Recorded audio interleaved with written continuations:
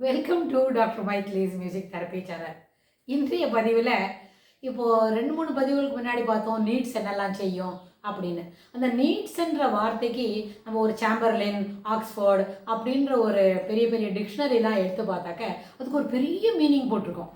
எதெல்லாம் நீட்ஸ்குள்ளே எடுத்துக்கலாம், எதெல்லாம் வந்து நீட்ஸ்க்கு வெளியில் இருக்கும் அப்படின்றத நம்ம தெரிஞ்சுக்கணும். அப்போது ஒரு ஆக்சசரிஸ் சொன்னால் அது நீட்ஸா, எசென்ஷியல்ஸ் தான் நீட்ஸா அப்படின்னு பார்க்கும்போது அது மாதிரி ஒரு ரிஃபைன்டு பிஹேவியரில் வந்துனா தான் ஆக்சசரிஸ்க்கும் நீட்ஸ்க்கும் ரிக்குயர்மெண்ட்ஸ்க்கும் நிறைய வித்தியாசம் இருக்குது. அதை நம்ம வந்து புரிஞ்சிக்க முடியும்.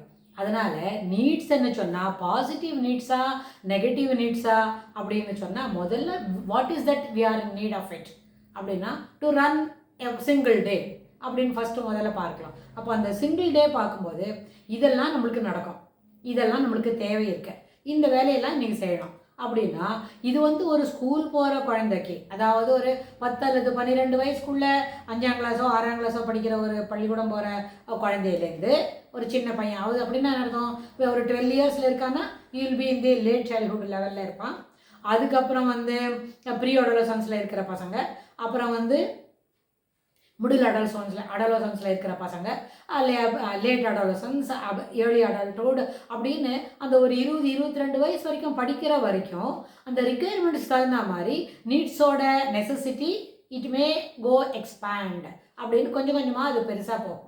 அப்போ அந்த எக்ஸ்பேண்டிங் லெவல் ஆஃப் நீட்ஸை வந்து நம்ம அதுக்கு ஒரு லிமிட்டேஷன்ஸ் வச்சுக்கிட்டா ஒரு வசதி உள்ள ஒரு பள்ளிக்கூடம் படிக்கிற பசங்களுக்கும் வர வசதி குறைவான இருக்கிற பசங்களுக்கும் இருக்கும் பொழுது அந்த நீட்ஸ் வந்தோட ரிக்குயர்மெண்ட்ஸ் வேரி ஆகும். அப்போ தான் அது நீட்ஸு.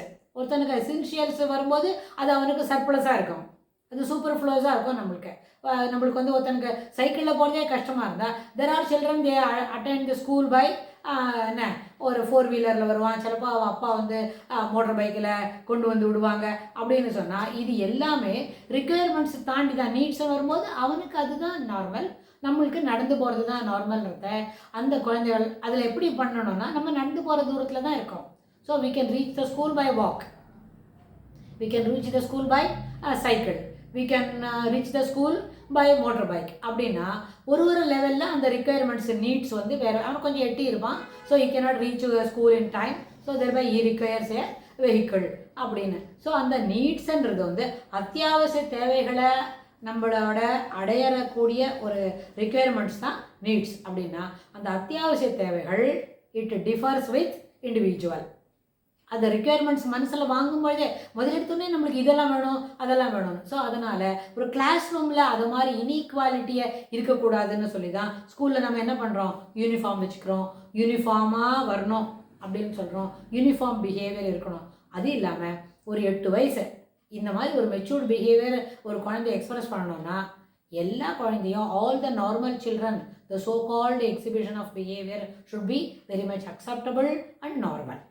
அதில் வந்து டீவியேஷன் இருந்தால் so the child may likely to label as அப்நார்மலோ ஸ்லோ லேர்னர்ஸ்னோ அது வந்து என்ன ப்ராம்ப்ட் பண்ணால் தான் படிக்க முடியும்னோ அது ஆகும். ஆனால் அந்த நார்மாலிட்டி கருவுக்குள்ளே எல்லா குழந்தைகளும் வரணும்னா அப்போ uniformity of expression of behaviour ought to be there. So அந்த கான்செப்ட் இது ரெண்டும் ஒரு ஈக்குவல் பண்ணிக்கிறோம்னு சொன்னால் இதோடு கூட 3வது கான்க்ரூவெண்ட் அப்படின்னா the needs of the child for the particular class should also be என்ன, அதுவும் ஒரு 3rd பாயிண்டில் வந்தால் இட்ஸ் ஆல் த 3 சிமெட்ரிக்கலாக இருந்தால் தான் அந்த expression of behaviour will be ரொம்ப ஒரு ரிஃபைன்டு லெவலுக்கு வரும்.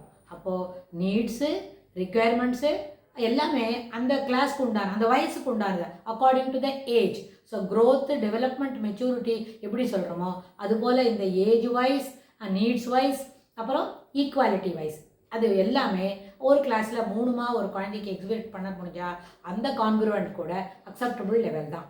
ஸோ ஒரு குழந்தையும் இது 3த்துக்கும் தன்னை தயார்படுத்திக்கணும். அப்படின்னா இதுக்கு தகுந்த மாதிரி இது தானே தயார்படுத்திக்க முடியுமா? ஒரு 8 அல்லது 10 வயசு குழந்தைக்கு இது எல்லாமே தெரியுமா அப்படின்னு கேட்டால் அந்த அளவுக்கு matured level of thought process இருக்காது.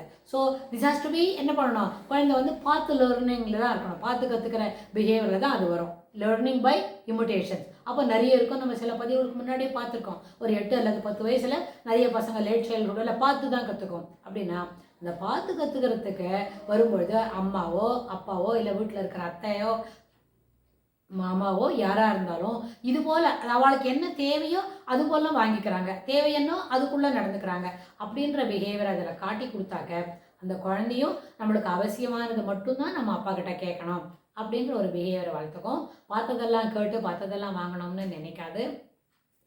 அப்படி இருந்தாலே அதனோட மிடில் அடோலசன்ஸ் இருக்கே, பிட்வீன் 16 and 17, அந்த 2 வருஷமும் குழந்தை ரொம்ப மெச்சூர்டாக பிஹேவியர் எக்ஸிபிட் பண்ணும்.